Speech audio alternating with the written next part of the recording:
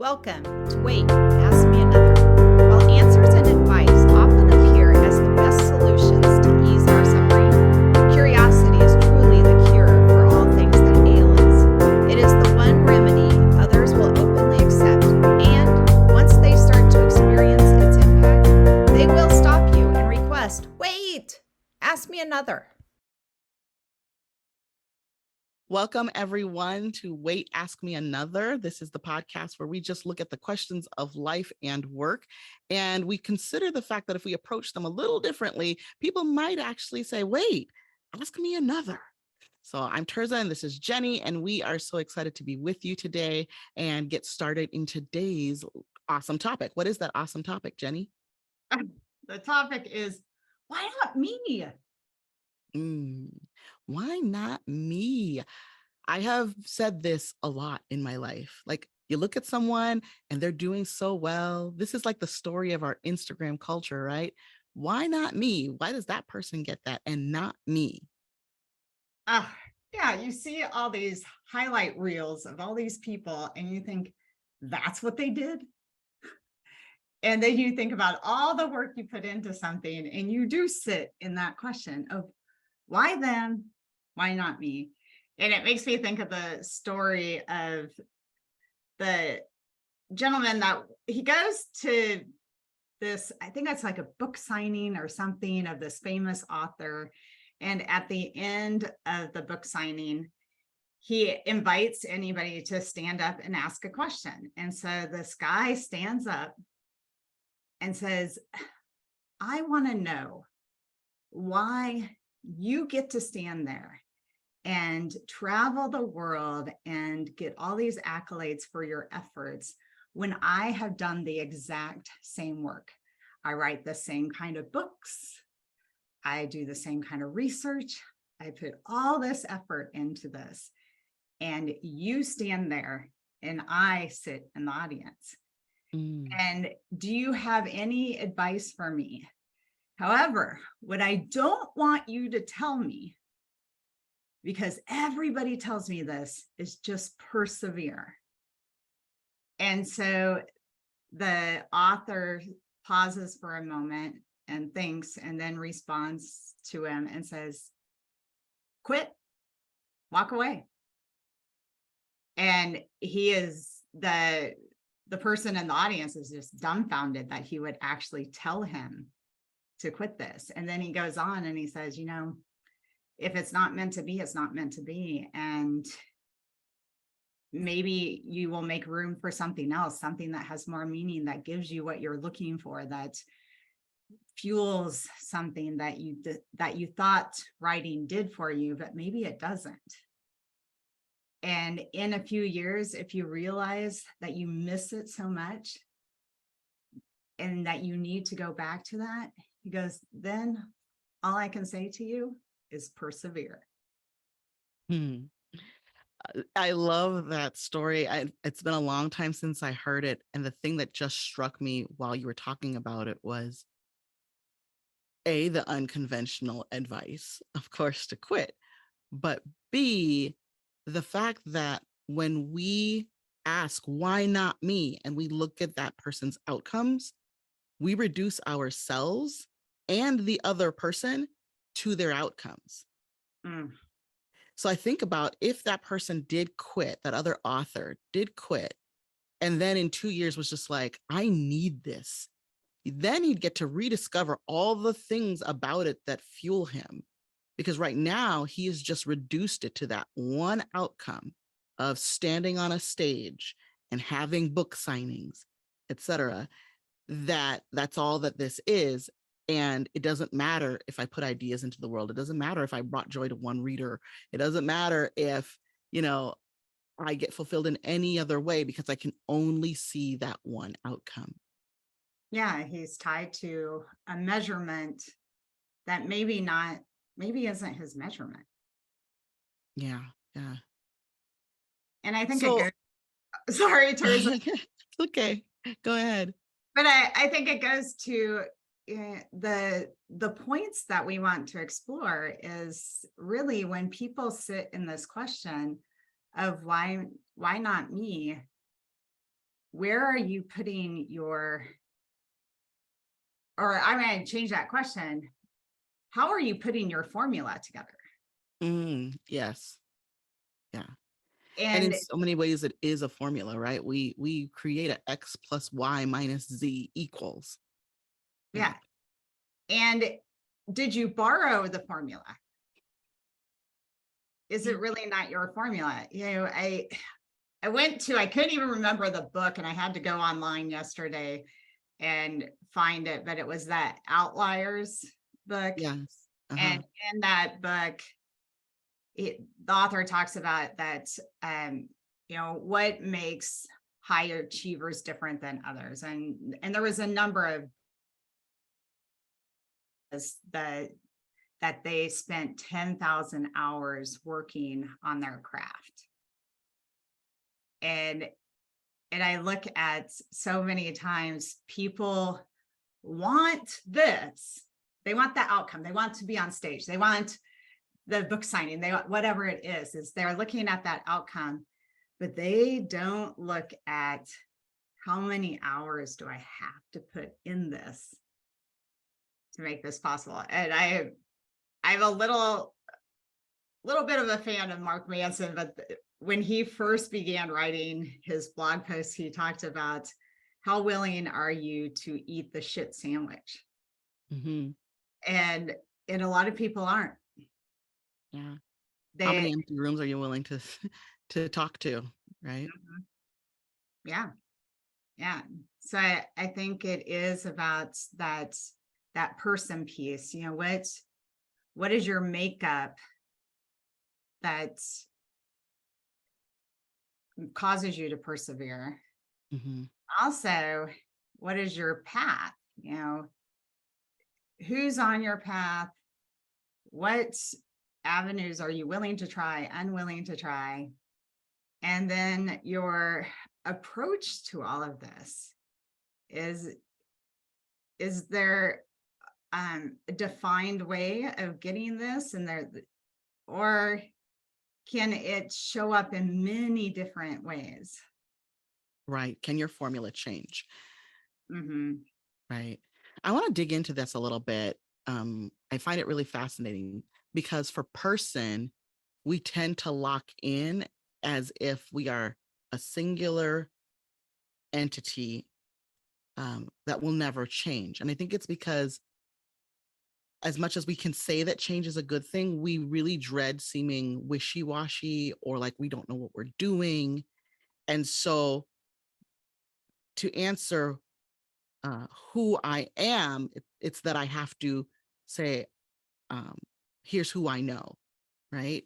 So I'm always going to say, this is Terza, this is who I am, and not consider that, yes, those parts might make up who I am. So my values, for example, I always talk about my values: responsibility, creativity, and curiosity, but they don't stay in the same place in my life, Mm-mm. right? Or even in the same parts of my life. In my family life, I have a high level of responsibility. But to take that over to my work, for example, it manifests so differently. If I take responsibility as ironclad as I have right now in family, and I take that over to my job, what it begins to do to me is make me kind of overthink my perception of self. Overthink, like, who's watching me? Do they think I'm professional? Do they think I'm responsible?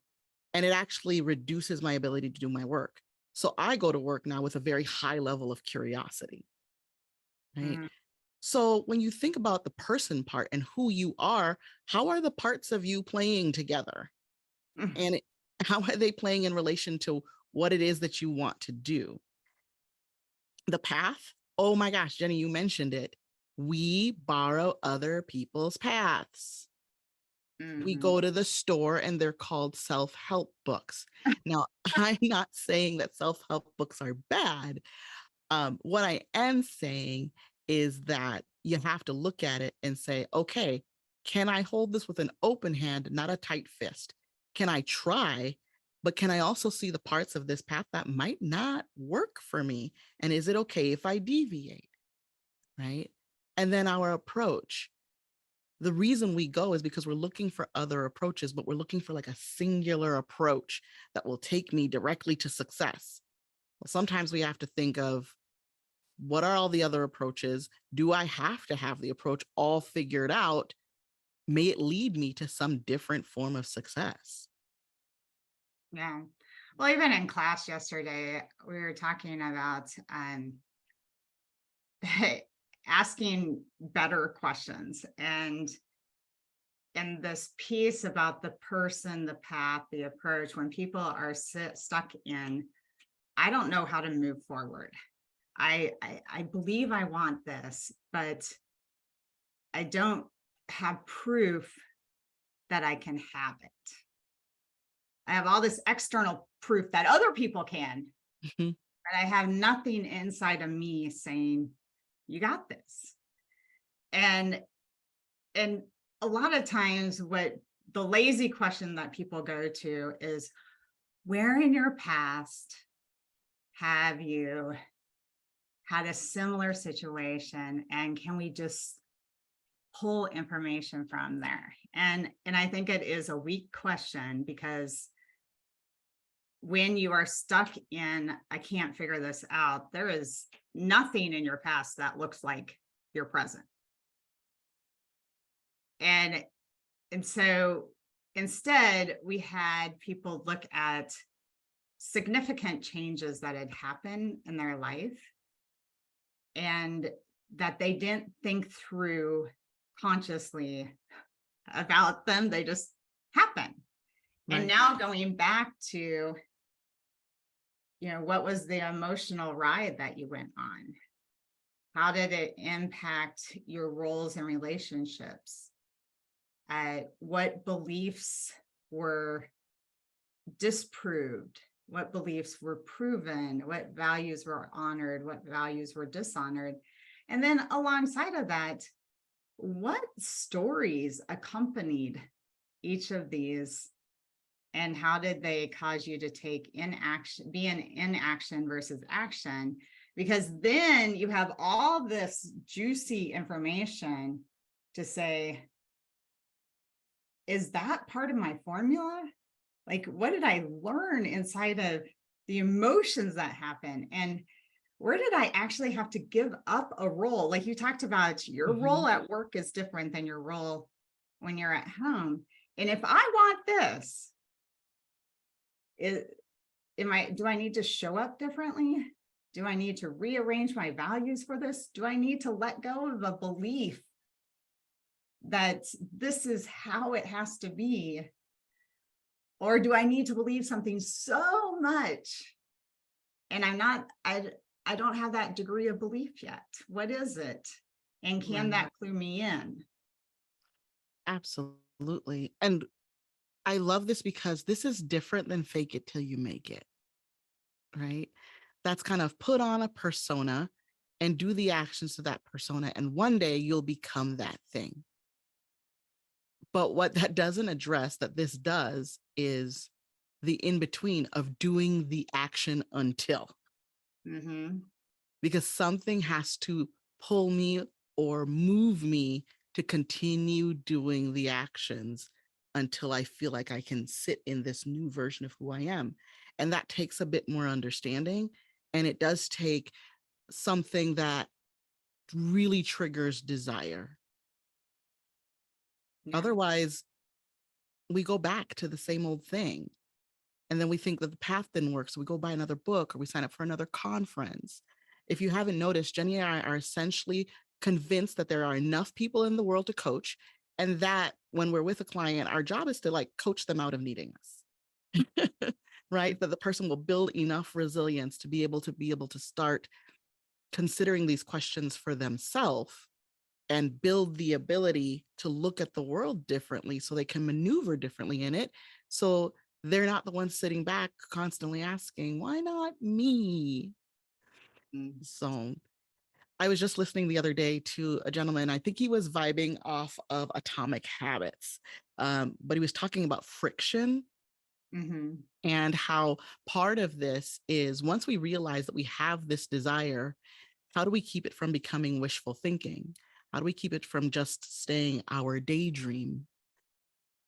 And he was talking about some of the actions that we do take and how we have to purposefully figure out how to reduce the environmental friction or the mental friction that keeps us from going to the thing we want because it's just so easy to stay where we currently are. So the easy example is I want to be a healthy person, but it's so easy to just hit the alarm and roll back into the bed, right?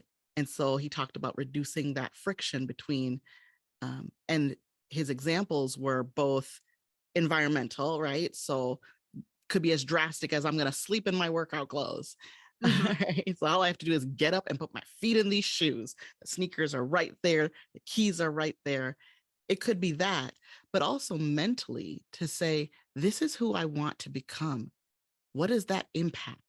If I'm healthier, then I can be less winded when I'm playing with my kids. I can be around for my spouse until we're old and gray and going to Club Med, you know. And if I want that so much, then it actually becomes mentally painful for me to stay in the bed and more delightful for me to get up and pursue this desire. And so it's both that have to be in play to be able to move us toward what we really, really want. And I think to even get that clarity so that when we have the desire to push snooze is asking those questions of if I if I left this behind, how much would it hurt? Yeah, yeah. And if I really want to, um, if my daydreams are about playing with my kids or my daydreams are about standing on a stage and I choose to not do this, am I also choosing to kill the daydream? Oof. Right. Because after a while, the daydream is just going to be so painful. You're going to want to let it go. Hmm. Man, it reminds me of the podcast before when we were talking about like how painful it can be to just hang on and not kind of actualize and what's worth the pain, right? Yeah, yeah, yeah. What are you going to fight for? And and I really believe it, we talk about this all the time, but like I think dreams, ambitions, even our talents, they picked us. I even tell my kids when they complain to me, I'm like, you chose me. You chose me. Stop complaining. This is what you get. Uh, but where's our sense of responsibility to our dreams? To, you know, there's a reason why it keeps showing up for you. And and if it's there, it's your job to figure out how to take care of it, how to love it, how to make it something in the world because it's nudging you to say, hey, I'm here. Yeah. We were prepping for this. I told you it reminded me of the song I Want You to Want Me. Yep. I really think that's what they're saying. I want you to want me. I'm here. Play with me. Do something with me. If not, be bold enough to let it go, but realize if it's still there and you're still unsatisfied, now what is it that you need to do to make that a reality so that you can honor both the dream and yourself? Yeah. Yeah. So we just leave you. We're going all the way back to the question at the beginning, but changing it a little. So moving it from, you know, why not me? Why can't that be me? To um, why not me? It should be me. And Right. can you make it happen? And so for the next week, where are you going to be curious to prove that it could be you?